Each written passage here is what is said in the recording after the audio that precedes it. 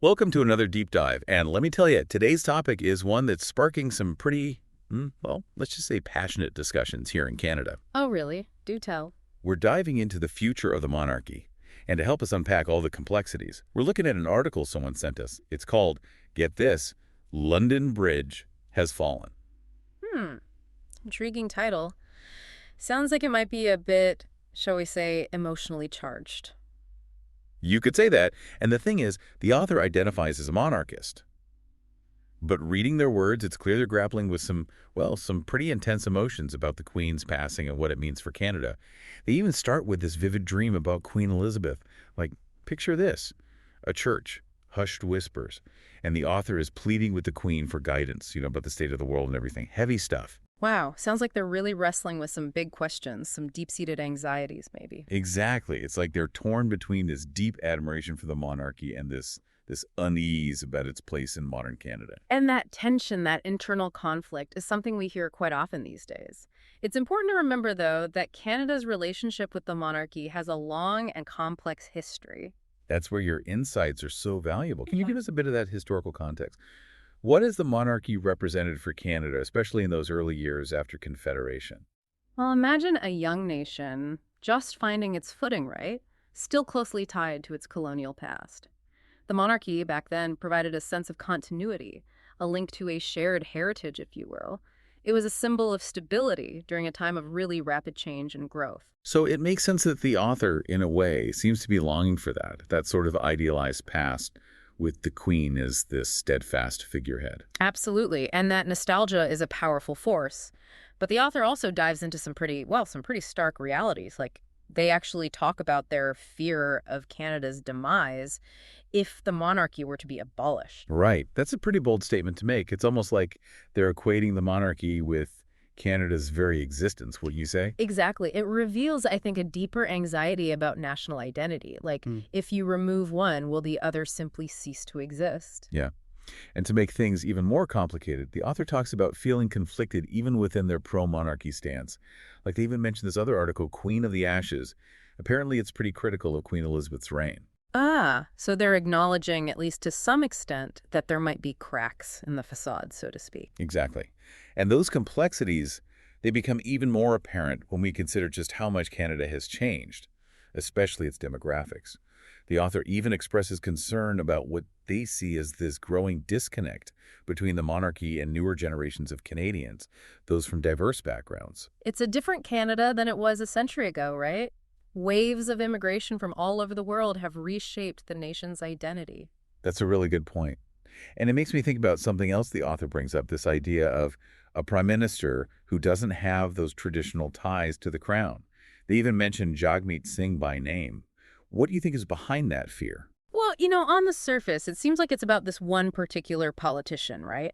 But I think if you look a little deeper, it speaks to a fear of change. It's almost like the author sees a Singh premiership as this symbolic shift away from what they perceive as Canada's monarchist roots. It's almost like they're holding on to a version of Canada that might not exist anymore. And it makes me think about that dream the author describes, the one with the Queen and the church. They're begging her to save her peoples, but then her response is kind of jarring. She basically calls the author out for hiding behind a pseudonym, accusing them of lacking courage. What do you make of that? It's a powerful moment, that's for sure. And of course, dreams are always open to interpretation. But for me, it suggests a certain insecurity, Maybe even a subconscious awareness that not everyone will agree with their views. It's as if the Queen, at least in the dream, is challenging them to actually stand by their convictions, to engage in the debate instead of just watching from a distance. That's a really interesting way to look at it. It's almost like the Queen is this voice of reason pushing the author to confront the changing world. Right, and it ties in so well with their worries about the monarchy in Canada. On one hand, they seem to get that the monarchy needs to adapt to survive, but on the other, they're terrified of what that adaptation might actually look like. It's like they're afraid of losing something precious, but they can't quite put their finger on what that something is beyond the traditions and the symbols. Exactly. It's that fear of loss, that nostalgia for a bygone era that resonates with a certain group of Canadians, especially those with deep roots in the Commonwealth. The monarchy represents this very tangible connection to their history, to their heritage. But, we can't ignore the fact that Canada has evolved so much since Confederation. And there are a lot of people who don't see the crown as this symbol of unity, but as a reminder of the painful legacy of colonialism. The author even acknowledges that some view the crown as this evil force. Hmm.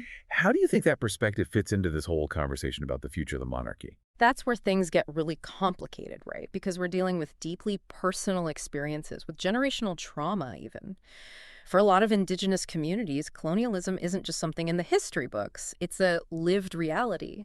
So the crown, as the symbol of that colonial past, becomes a target for anger and resentment. And it's like there's this huge divide, right? Some hold the crown in such high regard, while others see it as a symbol of oppression.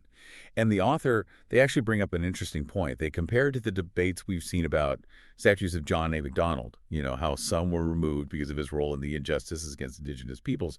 Their point is, if those statues can be taken down, why not the monarchy itself? That's a really thought-provoking comparison, and it gets right to the core of what we're talking about here. It's bigger than just symbols, right? It's about how we face our past, how we own up to the things that went wrong, and how we try to move forward in a way that's honest and fair to everyone. It feels like this is about Canada figuring out its own identity. Like, if the monarchy were to actually be abolished, like the author's afraid of, what would that even look like? Would it really be the end of Canada as we know it? Yeah, let's just say it wouldn't be a walk in the park. We'd be talking about some serious constitutional changes. Redefining the relationship between the federal government and the provinces, rethinking our whole parliamentary system. We might even need to choose a new head of state. Wow, so practically speaking, there'd be a lot of obstacles.